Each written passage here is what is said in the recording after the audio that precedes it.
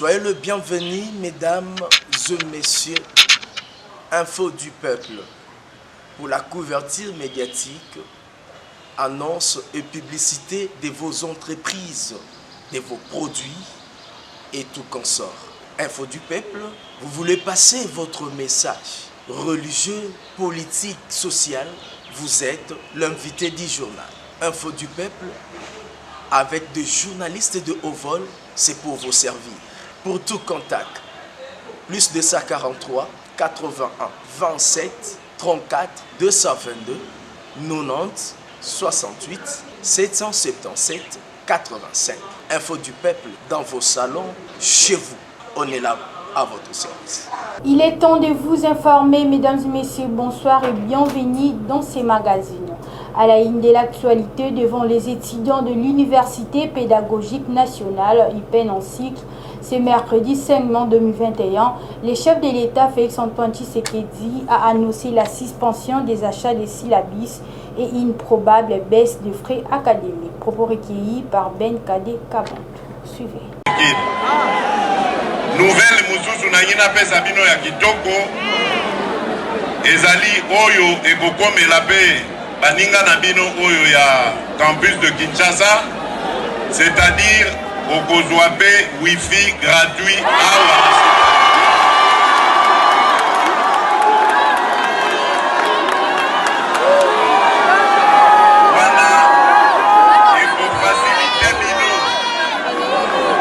Facilité bino bisala na bino na kotanga na bino yango wana à partir ya moment wana ba professeur nyonso batekaka ba syllabus abuo ya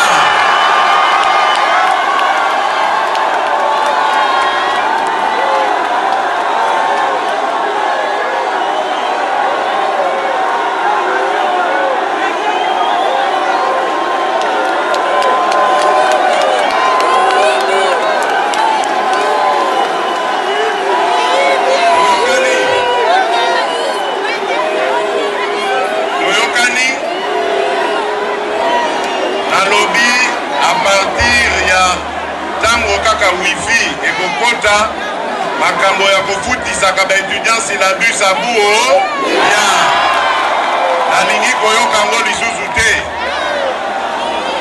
étudiant azali mongamba te. Désormais, c'est officiel, le lieutenant-général Luboya Kashama Johnny, gouverneur du Nord Kivu, et constatement pendant les commandes de l'Ituri ce jeudi 6 mai 2021, nommé par le chef de l'État par ordonnance présidentielle, lu par les porte-parole du président de la République, Kassongo Yamba. Suivez. Le Conseil supérieur de la défense entendu ordonne. Article 1er.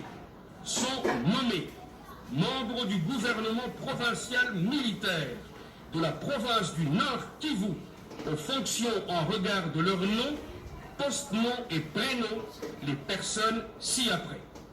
1. Lieutenant général Luboyan Kashama Johnny, matricule 15 59 75 29 13 41, gouverneur militaire de province. 2. Commissaire divisionnaire Alongaboni Bongadisso Benjamin, matricule 11 96 21 07 29 271, vice-gouverneur policier. Article 2. Sont nommés membres du gouvernement provincial militaire de la province de l'Ituri aux fonctions en regard de leur nom, post-nom et prénom, les personnes ci-après. 1. Lieutenant général Ndima Kongba Constant, matricule 16 28 67 15 95 79, gouverneur militaire de province. 2. Commissaire divisionnaire Ekoukalipopo Romuald, matricule 11 95 90 03 17 147, vice-gouverneur policier. Article 3. Sont abrogées toutes les dispositions antérieures contraires à la présente ordonnance. Article 4. Le vice-premier ministre, ministre de l'Intérieur, Sécurité, Décentralisation et Affaires coutumières, ainsi que le ministre de la Défense nationale et anciens combattants sont chargés, chacun en ce qui le concerne, de l'exécution de la présente ordonnance qui sort ses effets à la date de sa signature. Toujours en politique, le président de la République, Félix-Antoine Tshisekedi Tshilombo, décide d'offrir à ses compatriotes un nouveau mode de vie. C'était au cours d'une séance de travail ce mercredi 5 mai 2021. Ce dernier a présenté tous les contours du projet qui s'inscrit dans la vision élément de Naomi Zao. Suivez. 32 000 unités de logements et de bureaux, création de plus de 4 000 emplois sur 5 ans, création de nouvelles villes en RDC, le tout pour un go global de 7 milliards de dollars. C'était gros la quintessence du projet Fati City. La question était au centre d'une séance de travail ce mercredi 5 mai 2021 au ministère d'État à charge de l'aménagement du territoire entre la société Bitec Consulting, partenaire de l'État congolais, et le ministre de l'État, Guy Luando Mboyo. La société a présenté tout le contour du projet qui s'inscrit dans la vision du président de la République, Félix-Antoine Tshisekedi, vision qui consiste à œuvrer un logement décent à chaque Congolais et l'amélioration des conditions de vie. Le projet qui a été piloté et porté par le ministère de l'Aménagement du Territoire, nous sommes heureux que le ministre d'État reprenne le relais et qu'on fasse le point. Là, nous avons fait le point et nous avons des actions qui sont prévues pour la continuité et que la date prévue pour le démarrage des travaux soit respectée, que le financement soit bouclé dans les conditions prévues. Nous devons dire ici que c'est un projet commercial où il y a des financements disponibles et l'État accompagne les entreprises congolaises pour contribuer à l'aménagement du territoire et créer des richesses. Le ministre d'État Guy Luando Mboyo a assuré assez haut de la disponibilité du gouvernement à accompagner les entreprises congolaises pour contribuer à l'aménagement du territoire et créer des richesses. Bitec Consulting, qui porte le projet, mobilisera les moyens financiers nécessaires. Au cours d'une conférence des présidents convoquée ce mercredi 5 mai 2021, a permis aux deux familles politiques opposées de dégager un consensus sur la répartition des groupes et commissions techniques. Naomi Zao revient encore dans ses commentaires. D'après les rapporteurs du bureau de l'Assemblée nationale, le député national José Lembili-Boula, la conférence de présidents convoquée ce mercredi 5 mai 2021 a permis aux deux familles politiques opposées de dégager un consensus sur la répartition de groupes et commissions techniques. Sur les deux groupes parlementaires et le comité des sages qui compte la chambre basse du Parlement, la majorité occupera 7 et l'opposition en aura 3. Joseph Lembili-Boula, rapporteur de l'Assemblée nationale, qui se félicite du climat de sérénité dans lequel se sont tenus les échanges, saluait d'autres la volonté et le patriotisme avec lequel l'opposition a décidé de travailler désormais avec la nouvelle majorité. C'était également une occasion pour lui d'indiquer qu'une séance plénière sera convoquée ce jeudi afin d'informer la représentation nationale. Voici la réaction du président de la MOUCA sur l'état des sièges à l'est de la République démocratique du Congo dans un communiqué signé et publié ce mercredi dernier.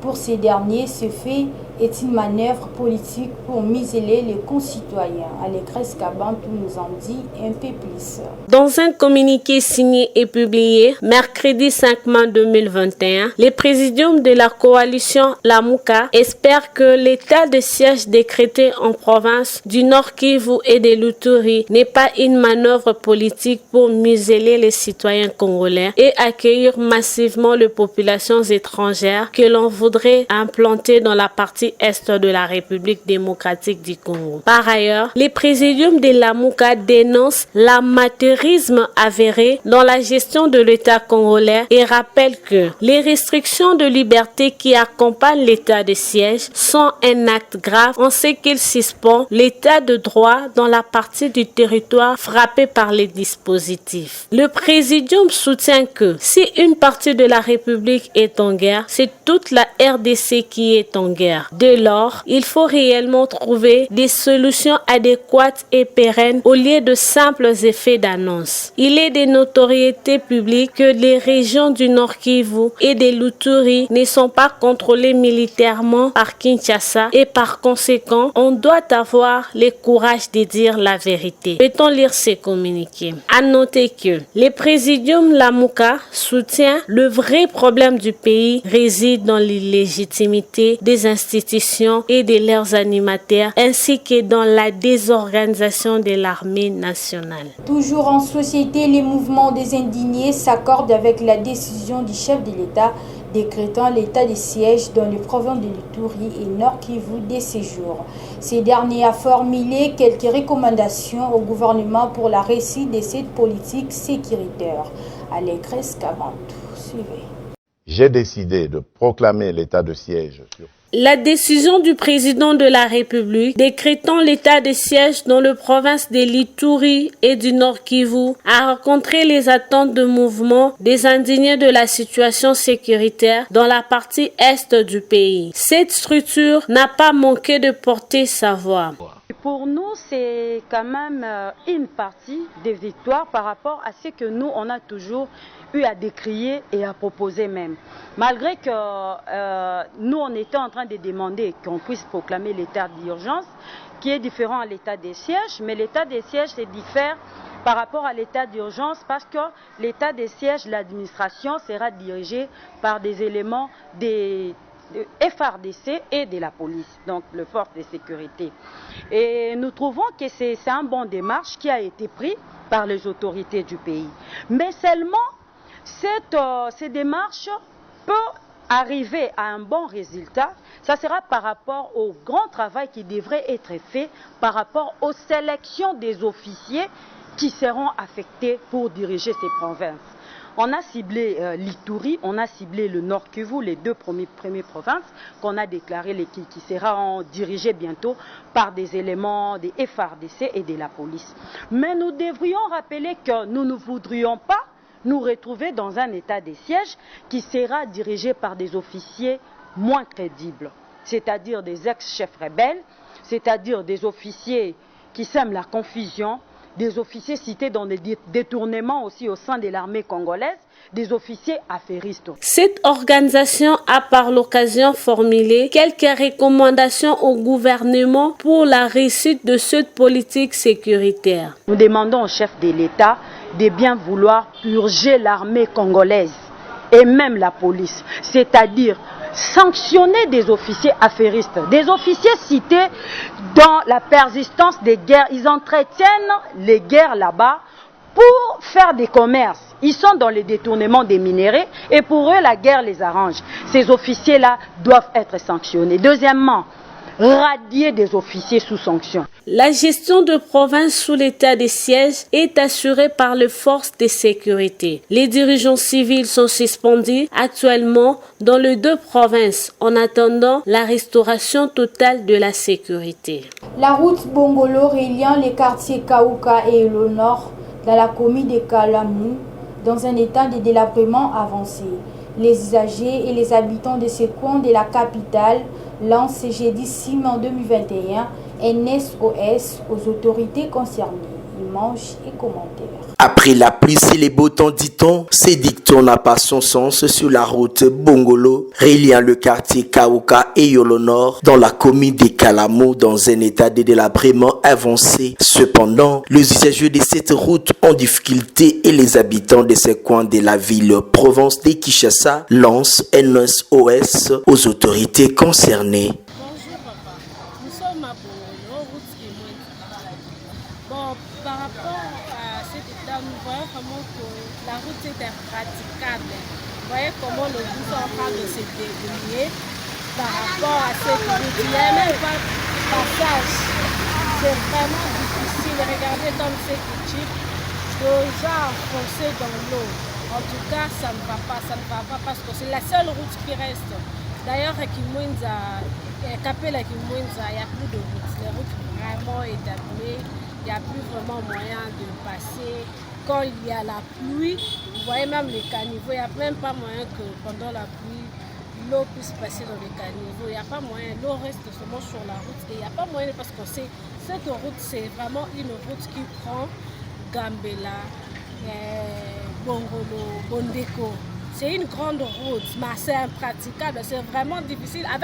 Nous connaîtrons beaucoup d'embouteillages de l'autre côté parce qu'ici, il n'y a plus moyen de passage. Bon, ce que j'aimerais dire aux autorités compétentes de notre ville, province de Kinshasa, en tout cas de garder un œil sur cette route. C'est vraiment une route. C'est pas bien, nous sommes dans la province, dans la capitale de Kinshasa, et voir ce genre de choses, ça n'honore pas. S'ils peuvent même envoyer des gens voir le lieu et qu'est-ce qu'ils peuvent faire, et on peut trouver ils peuvent trouver une solution pour que la route soit réhabilitée. Nous voyons déjà d'autres routes qui sont réhabilitées. On peut aussi réhabiliter cette route. Vous voyez que c'est vraiment impraticable. Nous demandons aux autorités compétentes s'ils peuvent bien passer ou envoyer leurs gens de venir même inspecter la route. C'est vraiment impraticable.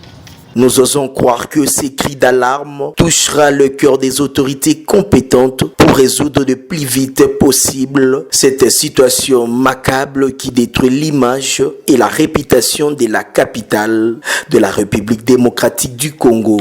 Soyez le bienvenu, mesdames et messieurs, Info du peuple, pour la couverture médiatique, annonce et publicité de vos entreprises, de vos produits et tout consort. Info du peuple, vous voulez passer votre message religieux, politique, social, vous êtes l'invité du journal. Info du peuple, avec des journalistes de haut vol, c'est pour vous servir.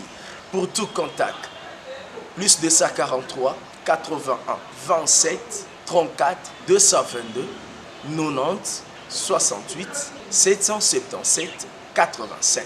Info du peuple dans vos salons, chez vous. On est là à votre service.